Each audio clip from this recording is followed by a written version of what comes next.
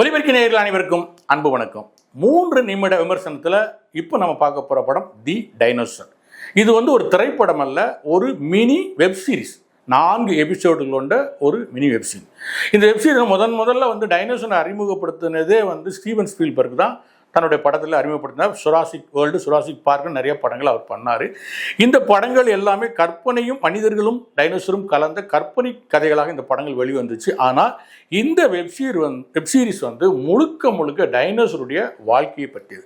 அதாவது இன்னைக்கு நம்ம வாழ்கிற காலத்திலேருந்து 270 மில்லியனுக்கு முன்னாடி என்ன நடந்தது, 170 மில்லியன்களாக இந்த உலகத்தை ஆண்டது டைனோசர்கள் இனம் தான். அதிலே முன்ன பின்ன ஒரு சக்தி உள்ள இனம் இருக்கும், சக்தி இல்லாத இனம் இருக்கும், சைவம் சாப்பிட்ற இனம் இருக்கும், அசைவம் இப்படி மாறி மாறி கிட்டத்தட்ட 170 மில்லியனாக உலகை ஆண்டது டைனோசர்கள் தான். அப்படிங்கிறது தான் இந்த டாக்குமெண்ட்ரி வெப் சீரிஸோட கதைன்னு கூட சொல்லக்கூடியது உண்மை.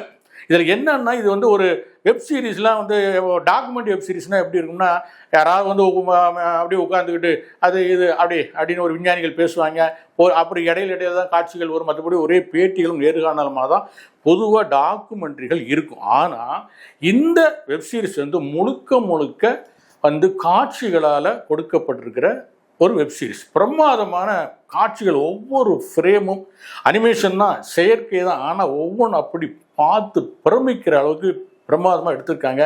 நம்ம இந்த ஸ்டீவன் ஸ்பீல்பர்க் தான் இதுக்கு ஒரு பின்னணி வாய்ஸ் கொடுத்துருக்காரு. ஆனால் தமிழில் பார்க்குறவங்களுக்கு தமிழ் வாய்ஸ் தான் வரும். ஆனாலும் அதுவுமே பிரமாதமான ஒரு நபர், அது யாருன்னு நமக்கு பேர் தெரியாது, ஆனால் பிரமாதமான வாய்ஸ் கொடுத்துருக்காரு. ஒவ்வொரு குழந்தைகளும் அவசியம் பார்க்க வேண்டிய வெப்சீரிஸ் இது.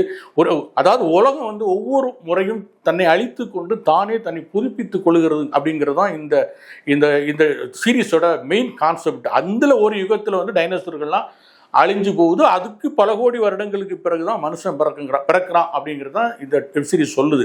அந்த உலகம் எப்படி அழியுதுங்கிறது ஒரே ஒரு சின்ன உதாரணம் மட்டும் சொல்கிறேன். ஒரு முறை பூமி முழுக்க எரிமலைகளால் சூழப்பட்டு இருக்கிற எரிமலைகள் எல்லாம் வெடிச்சு செதறி உலகம் அழிஞ்சிருது. அப்போ நம்ம உலகமே எரிஞ்சு போச்சுடா, இனிமேல் என்னட்டடா ஆக போகுது அப்படின்னு நம்ம நினைக்கும் போது அதில் ஒரு ட்விஸ்ட் என்ன நடக்குதுன்னா, எரிஞ்சதுனால அந்த வெப்பம் தாங்காமல் கடலில் உள்ள நீரெல்லாம் ஆவியாகி வானத்துக்கு போயிடுது, மேகமாயிருது. மேகமான உடனே அப்புறம் பூமியில் நெருப்பு அணைஞ்ச உடனே அந்த மேகத்தில் இருக்கிற தண்ணீர்கள்லாம் பெரும் மழையாக கொட்டி மீண்டும் பூமி உயிர்ப்பிக்குது.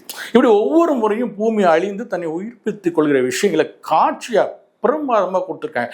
ஒரு த்ரில்லர் மூவி பார்க்குற மாதிரி காட்சியில் ஒரு வலுவான டைனோசர், சின்ன டைனோசரை விரட்டும் போது மனசு பக்கம் அடிக்குது, ஐயோ இது எதாவது கொண்டுறக்கூடாதே, பிழைச்சிக்கணுமே நம்ம துடிக்குது. அப்படி ஒரு பாடம் மாதிரி இல்லாமல் ஒரு திரைப்படம் மாதிரி அதுக்கான அனுபவங்களோட இந்த படம் வந்திருக்கு. அவசியம் குழந்தைகளுக்கு காட்டுங்க. நெட்ஃப்ளிக்ஸில் வெளியாகிருக்கு.